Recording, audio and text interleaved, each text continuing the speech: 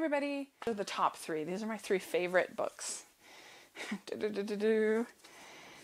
Okay, I have Pride and Prejudice. I know, I feel like it's such a cliche for a girl to like Pride and Prejudice, but there you go.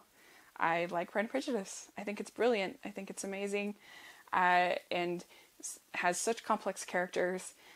Lizzie is somebody that is very foolish and very simple, and yet we really like her, and we know that she is a very good person, and that she's being honest too, with the way that she sees the world, and she's not somebody who falls into sort of the traps of her era, which makes her really likable.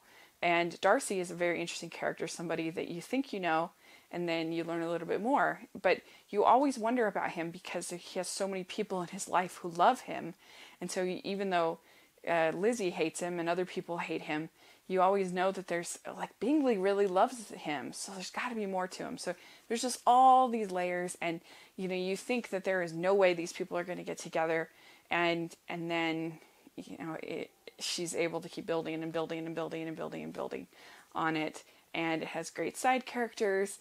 It's just a wonderful romance, even though it has almost no romantic dialogue between Lizzie and Darcy. So it leaves a lot to the imagination, which I think great writers always do. Two are basically ties. They're just so different that it's hard for me to say one is better than the other. But since I just did a classic, I will say my next favorite is The Book Thief by Marcus Zussek. This is definitely my favorite modern book that I have read. It's my favorite book that I have read in a long, long time. I've read it about 6-7 times because it's so rich. This book has about 30 fully developed characters. I'm not exaggerating.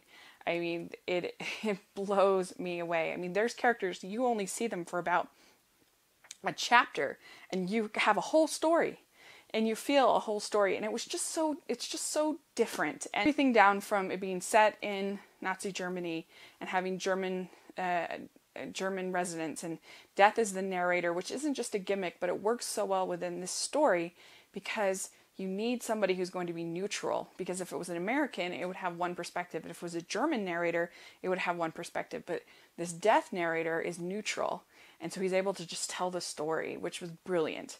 And it's so poetic, and it's interesting, and it surprises you, and I'm so attached to all of these characters. When things happen, I even though I read it 6-7 times, I'm just completely bawling.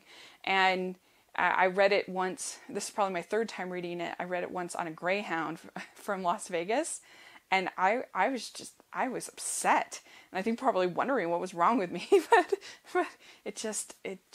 I love it so much, and it's so creative. I mean, there's a book within a book, and there's characters that come in and out, and mysteries and clues, and he gives you little hints about what's coming up, and it's great. The audiobook is great, and I know that some people find it a little bit sad and depressing, but I feel like it's earned sad. It's earned that it's a tragedy in certain ways, but it's also very hopeful and very peaceful in a way, even though these sad things happen. I think it's okay for something to be sad as long as it's earned, and I love these characters, so definitely earned it. My favorite book, one I've read probably every year since I first discovered it in 2006, is North and South by Elizabeth Gaskell. I love this book. It's got two of my favorite characters in all of literature. Two of my favorite characters ever in one book. You have Margaret Hale and John Thornton, who both start out kind of unlikable. They're both very sure that the way that they look at the world is right, and they won't listen to anything else. And things happen. She ends up getting forced out of her sort of idyllic childhood home because of choices her father makes, to moving to this industrial city. And she comes in contact with John Thornton, who's this very proud man who has managed to save his family from the ruin that his father had caused. And he has this factory, and she sees him as this brute, and that he's not a gentleman. And so they come into conflict. But again, it's kind of like Pride and Prejudice in the sense that both of these people have people in their lives who love them and who speak very highly of them. So you know that they are good people. And so you start this journey and you just go on it with them, and they're just, oh, it's so great. And there's this whole underlying conflict of this strike that is being threatened at Thornton's plant. And there's this man named Higgins who Margaret Hale knows and becomes very fond of.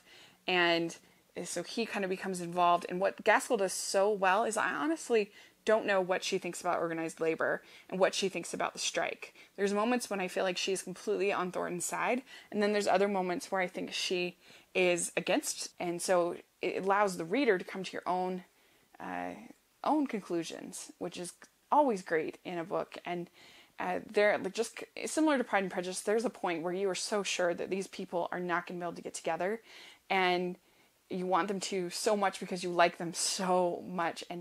And I just, I love this book, and to me it's just perfect. I wouldn't change a thing in North and South. So that is my favorite books.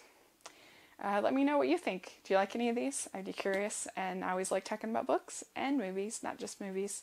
So please subscribe to my channel, and I'll talk to you later.